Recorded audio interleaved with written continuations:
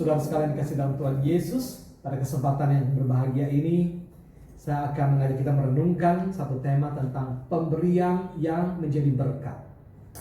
Mari saya akan bacakan lebih dahulu untuk kita semuanya satu bagian firman Tuhan yang saya ambil dari yaitu 2 Korintus pasal 8 ayat 5. Saya akan bacakan. Mereka memberikan lebih banyak daripada yang kami harapkan. Mereka memberikan diri mereka pertama-tama kepada Allah, kemudian oleh karena kehendak Allah juga kepada kami. Saudara sekali katakan di dalam bacaan kita bahwa mereka memberikan lebih daripada yang kami harapkan. Siapakah yang dimaksudkan dengan mereka ini? Saudara, tidak lain dan tidak bukan adalah yaitu jemaat yang ada di Makedonia. Saudara, jemaat di Makedonia bersedia untuk memberikan bukan karena mereka kaya, bukan karena mereka berkelimpahan, tapi sebenarnya mereka sedih dalam kondisi yang sangat pas-pasan dan bahkan mungkin bisa dikatakan berkekurangan. Tetapi saudara sekali, karena mereka mendengarkan kabar bahwa jemaat yang ada di Yerusalem sedang berada dalam kondisi berkekurangan. Jemaat di Yerusalem sangat susah pada waktu itu.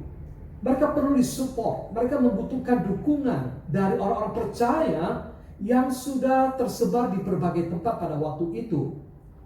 Saudara sekalian, dalam kondisi seperti ini, ketika jemaat Makedonia mendengar kabar tersebut, mereka tergerak hati. Dan mereka kemudian atas anjuran daripada Paulus rela untuk mengumpulkan persembahan untuk dibawakan kepada jemaat yang ada di Yerusalem. Apa yang dilakukan oleh jemaat di Makedonia ini kemudian, saudara sekalian, menjadi sesuatu yang indah, menggerakkan hati jemaat-jemaat yang ada di luar Yerusalem untuk juga ikut ambil bagian mengumpulkan persembahan dan memberikan kepada jemaat di Yerusalem. Saudara, kita bisa belajar sesuatu yang indah sekali bukan dari sini. Bahwa di dalam segala kesederhanaannya, jemaat Makedonia tidak menutup mata, tidak berpangku tangan, dan mencari alasan, bukankah kami sendiri dalam kondisi yang berkekurangan? Bagaimana mungkin kami masih bisa menolong orang lain yang membutuhkan? Saudara, di dalam perjanjian lama, saya teringat ada satu kisah juga tentang yaitu janda di Sarfat, saudara.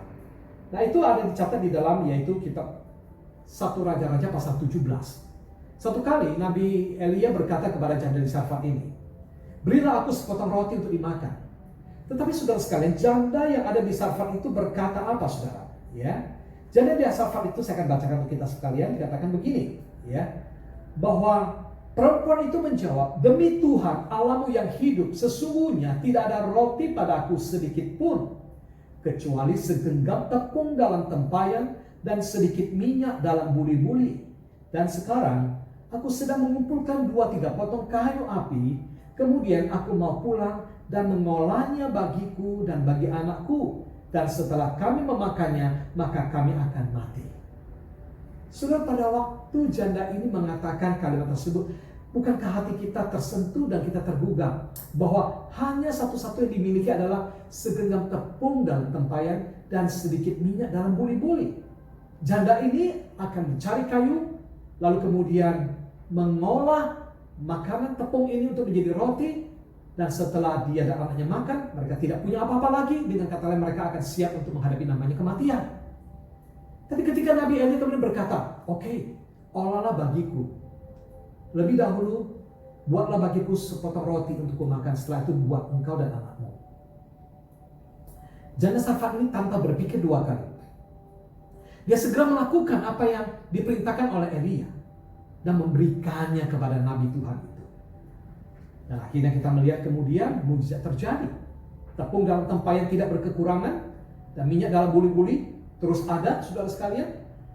Ini karena si janda itu telah menunjukkan suatu kemurahan hati, kesediaan untuk mendahulukan apa yang Tuhan perintahkan.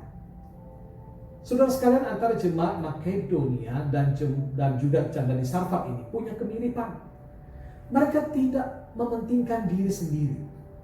Mereka di dalam segala kesederhanaan kekurangan justru masih bisa memikirkan orang lain yang mungkin lebih membutuhkan. Saudara, Yesus pernah berkata, adalah lebih bahagia memberi daripada menerima. Ini patut menjadi sebuah perenungan bagi kita semuanya, saudara. Dalam hal memberi, saudara sekalian, Tidak pernah dimaksudkan adalah sampai menunggu kita sudah punya banyak, sudah punya kelimpahan, punya lebih, baru kemudian bisa melakukan apa yang namanya memberi itu, saudara. Tapi di dalam segala keterbatasan pun kita bisa memberikan, saudara. Hari ini mungkin kita tidak punya uang seperti janda di Sarfat, tapi dia masih memiliki sesuatu yang bisa diberikan, yaitu tepung dan minyak untuk diolah menjadi roti. Hari ini mungkin saudara sekalian dalam kondisi sekarang ini, saya tahu ada banyak orang yang susah. Ada banyak orang yang seperti membutuhkan bantuan uluran tangan kita, saudara. Bagaimana? Apakah kita juga melihat dan merasakannya? Ya, saya tahu bahwa banyak di antara kita pun bukan orang yang berkelimpahan. Kita mungkin juga mengalami kesulitan itu, saudara. Tapi saudara sekalian, justru dalam situasi kondisi seperti inilah, maka spirit memberi kemurahan hati kita itu diuji, saudara. Apakah kita bersedia untuk memberikan apa yang masih kita miliki? Hari ini, saudara dan saya, kita patut bersyukur kepada Tuhan.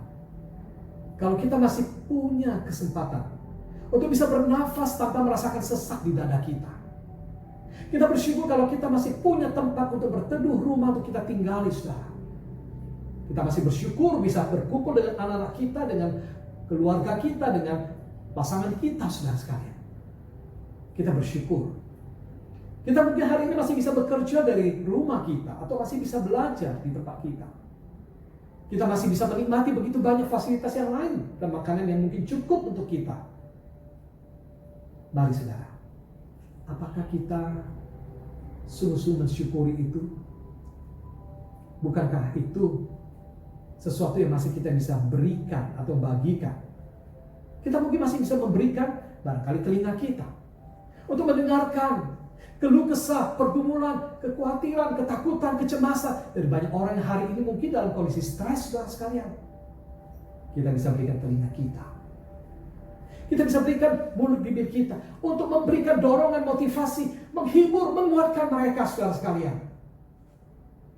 Atau kita bisa memberitakan Injil kepada mereka yang membutuhkan. Kita bisa memberikan lutut kita, saudara, untuk berteduh di hadapan Tuhan, berdoa, menaikkan syafaat untuk bangsa negara kita, untuk orang-orang yang sekitar kita, masyarakat yang sedang dalam kondisi terpuruk. Kita bisa berdoa untuk mereka yang mengalami sakit penyakit, yang terdampak secara langsung dengan apa yang terjadi pada saat ini.